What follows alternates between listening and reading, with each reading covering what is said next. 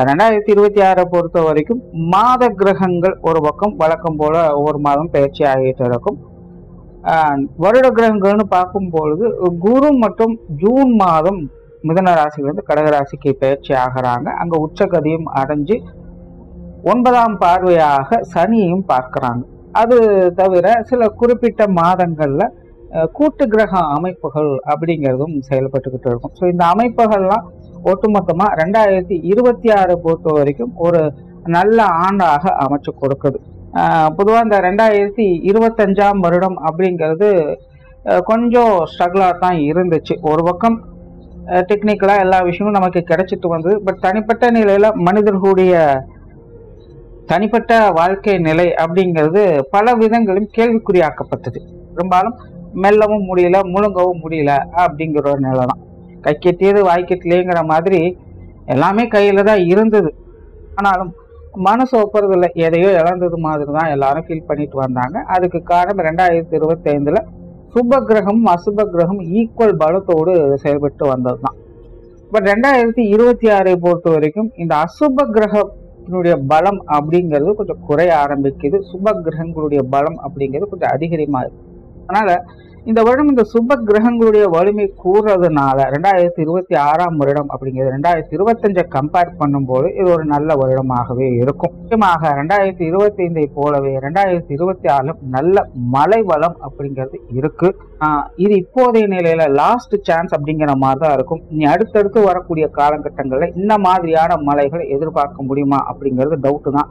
வறட்சி வந்தாலும் ஆச்சரியப்படுறதுக்கு இல்லை. முடிஞ்ச அளவுக்கு இந்த மழையை சரியான முறையில் பயன்படுத்திக்கிறது நல்லது. 2026 இது பெருசா இம்பாக்ட கொடுக்காது, நல்ல விஷயம்தான். அண்ட் ஜென்ரலாகவே பார்த்தீங்கன்னா 2026 ஒரு வளர்ச்சிக்குரிய ஆண்டாகத்தான் இருக்கும். எல்லாருமே பார்த்தீங்கன்னா கொஞ்சம் ஆக்டிவா தான் இருப்பாங்க. சரியோ தவறோ அடுத்த இலக்கு நோக்கி போகும் அப்படிங்கிற ஒரு முடிவோடு செயல்பட்டு நகர ஆரம்பிப்பாங்க. 2026 ஒரு குழப்பத்தோட டம்பா இருக்கக்கூடிய விஷயங்கள் 2026ல இருக்காது. இதுவே 2026 ஒரு பெரிய பலம் அப்படின்னு சொல்லலாம். இது ஒவ்வொரு ராசிகளுக்குமே ஒரு சில குறிப்பிட்ட விஷயங்கள நல்ல மாற்றங்களை இது ஏற்படுத்தி கொடுக்குது. அதுல ஸ்பெசிபிக்கா உங்களுடைய ராசிக்கு என்ன மாதிரியான மாற்றங்கள் இருக்கு அப்படின்னு பார்த்தோம்னா, ரிஷபராசிக்கு இந்த 2026 கிரக அமைப்புகள் என்பது ஒரு சாதகமான நிலைகள்ல இருக்கு அப்படின்னு சொல்லலாம்.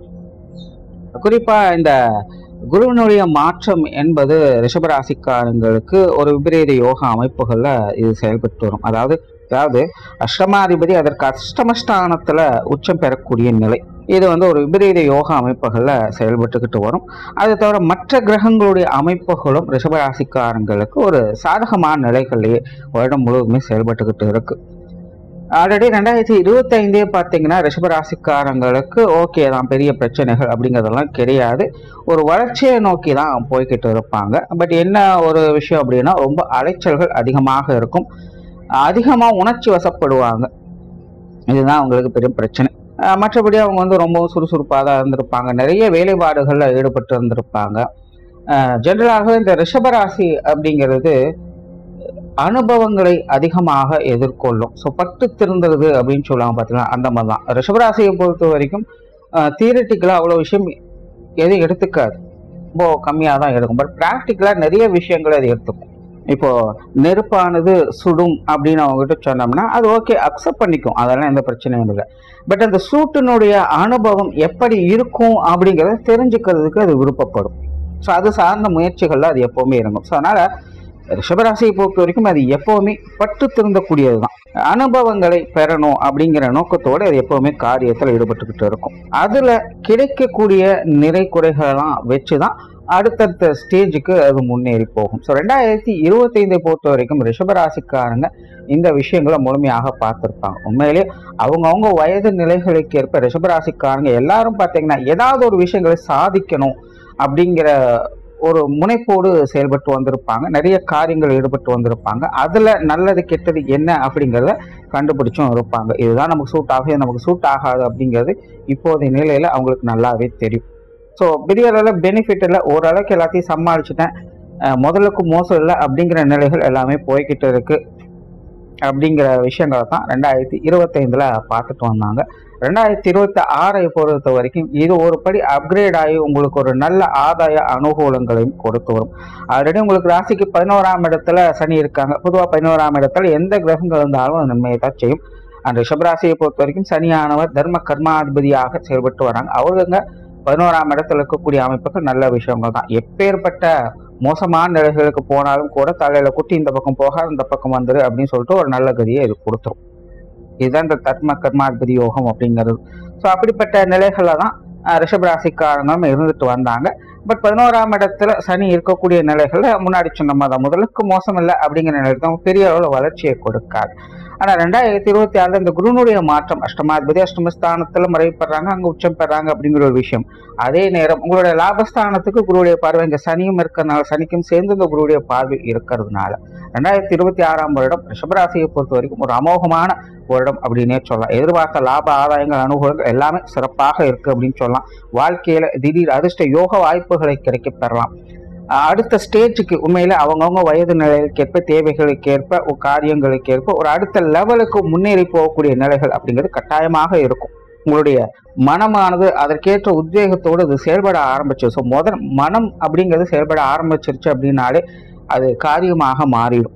அப்ப இயல்பாகவே மனசுல இந்த தைரியம் நம்பிக்கையும் வரக்கூடிய காலகட்டங்கள் நல்ல விஷயங்களை கண்டிப்பாக பார்க்கக்கூடிய நிலைகள் கட்டாயமாக ஏற்பட்டுடும். ஸோ அப்படிதான் 2026 ரிஷபராசிக்காரங்களுக்கு முழுமையாகவே இருக்க போகுது. தொழில் வேலை உத்தியோகம் சம்பந்தப்பட்ட விஷயங்கள் வியாபாரம் எல்லாமே பார்த்தீங்கன்னா 2026 சாதகமாக தான் இருக்கும். ஆல்ரெடி ரிஷபராசிக்காரங்க இந்த விஷயங்களை ரொம்பவுமே முனைப்போடு காரியம் மாற்றிட்டு வராங்க. நிறைய விஷயங்களை புது புது விஷயங்களை தேடி போய்கிட்டு இருக்காங்க.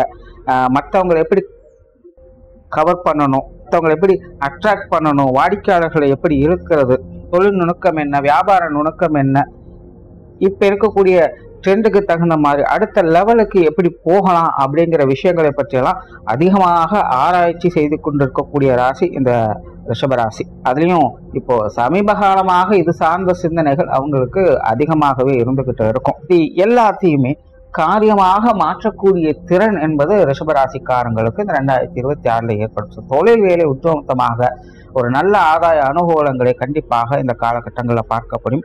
அகெயின் பார்த்தீங்கன்னா உங்களுடைய காரியாதிபதியே சனி தான். அவர் லாபஸ்தானத்தில் ஆல்ரெடி இருக்காங்க. அந்த லாபஸ்தானத்துக்கும் காரியாதிபதிக்கும் குருவனுடைய பார்வை, அது உச்சம் பெற்ற குருவனுடைய பார்வை, சுப கிரகமானது குருவனுடைய பார்வை கிடைக்கிறதுனால 2026 உங்களுக்கு மிகப்பெரிய ஒரு ஆதாய அனுகூலங்களை கிடைக்கக்கூடிய ஒரு ஆண்டாக கண்டிப்பாக அமையும்.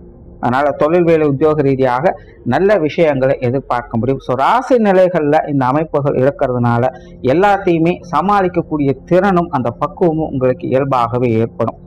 இது சுய ஜாதக ரீதியாக சிலருக்கு இந்த விஷயங்கள்ல மாற்றங்கள் இருக்கலாம். கொஞ்சம் ஏற்ற இறக்கங்கள் லக்ன ரீதியாகவோ அல்ல வேற ஏதாவது கிரக நிலைகளால சில சங்கடங்கள் அப்படிங்கிறது போகலாம். பட் மேஜரா ராசி பலமாக இருக்கக்கூடிய இந்த காலகட்டங்கள் எப்பேற்பட்ட மோசமான ஜாதகக்காரங்களுக்கும் தலைக்கு வந்தது தலைப்பாக போச்சு அப்படிங்கிற நிலையாவது கண்டிப்பாக கொடுக்கும். ஸோ ஒரு வளர்ச்சி தான் அவங்கவுங்க ஜாதக நிலைகளுக்கேற்ப கஷ்ட நிலைகளுக்கு ஏற்ப நல்ல நிலைகளுக்கு ஏற்ப ஒரு நல்ல வளர்ச்சி அது கொடுக்கக்கூடிய ஒரு காலம். ஒரு ராசி வளர்ச்சி அடையுது அப்படின்னா ஒரு ஸ்டேஜ்ல இருந்து இன்னொரு ஸ்டேஜுக்கு போறாங்க அப்படிங்கிறது அர்த்தம். அப்படிதான் ரிஷபராசிக்கு இந்த 2026 முழுமையாக ஒரு நல்ல பலனை கொடுக்கக்கூடிய வகையிலேயே அமைஞ்சிருக்கு. ஸோ தொழில் வேலை உத்தியோக ரீதியாக நல்ல விஷயங்கள் இந்த காலகட்டங்களில் பார்க்கலாம். இடமாற்றங்கள் அப்படிங்கிறதெல்லாம் பெருசாக இருக்காது. வேலை மாற்றம் தொழில் மாற்றம் அப்படிங்கிறதெல்லாம் பெருசாலாம் இருக்காது. வந்தாலும் ஓகே தான், அக்செப்ட் பண்ணுறதுல எந்த பிரச்சனையும் கிடையாது. மாற்றம் அப்படிங்கிறது ஒரு புது விஷயங்களை அப்டேட் பண்ணுவீங்க, அந்த மாதிரி நிலைகளை வேணால் எதிர்பார்க்கலாம். ஏற்கனவே செஞ்சுட்டு இருக்கிற விஷயங்கள் ஒரு வளர்ச்சி பாதையில் கொண்டு போகக்கூடிய விஷயங்களை இந்த காலகட்டங்கள் கண்டிப்பாக செய்வீங்க. அது உங்களுக்கு நல்ல ஒரு சக்ஸஸையும் கொடுக்க ஆரம்பிச்சு நிறைய புது புது ஐடியாஸ் கிடைக்கும், புதிய கான்டாக்ட்ஸ் கிடைக்கும். இப்படி ஒரு வளர்ச்சி நிலைகளை பார்க்கக்கூடிய அமைப்புகள் இந்த 2026 முழுமையாக இருக்கு.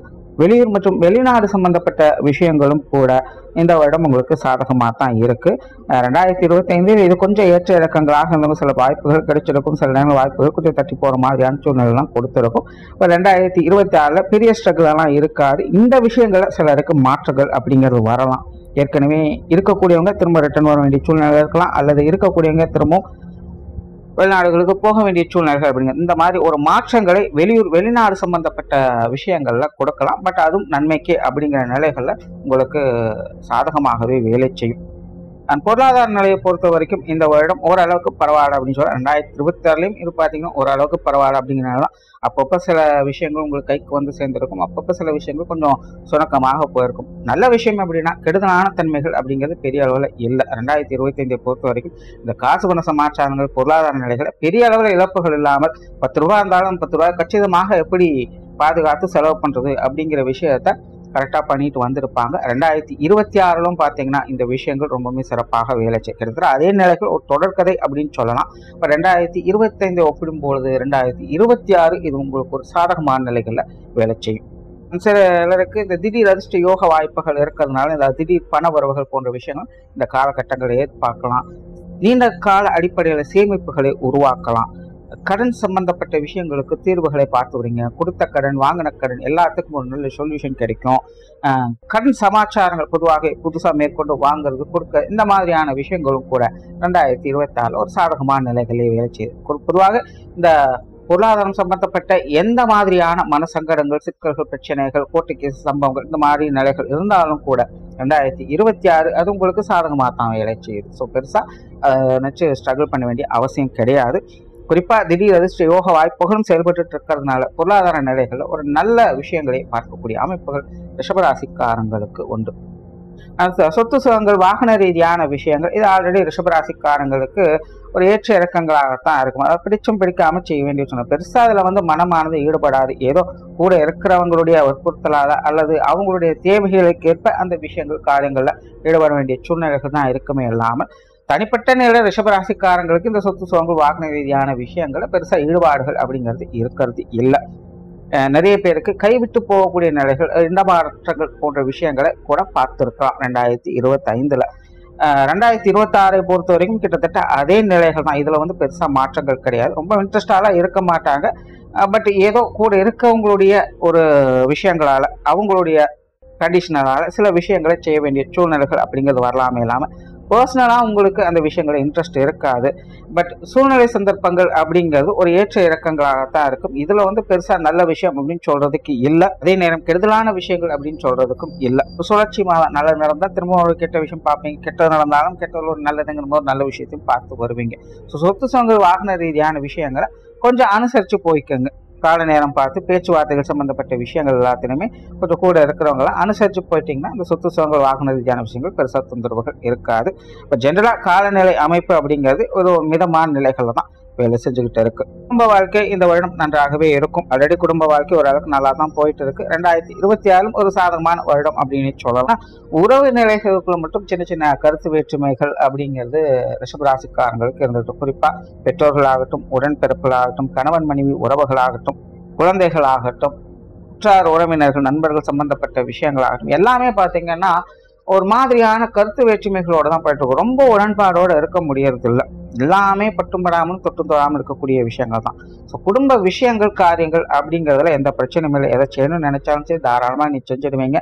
சிறப்பாகவே செஞ்சு முடிச்சிடும். உங்களுக்கு என்ன கிடைக்கணும், என்ன நடக்கணும் அப்படிங்கிறது எல்லாமே தானாக நல்லபடியாக முடிஞ்சிடும். அதில் எந்த பிரச்சனையும் இல்லை.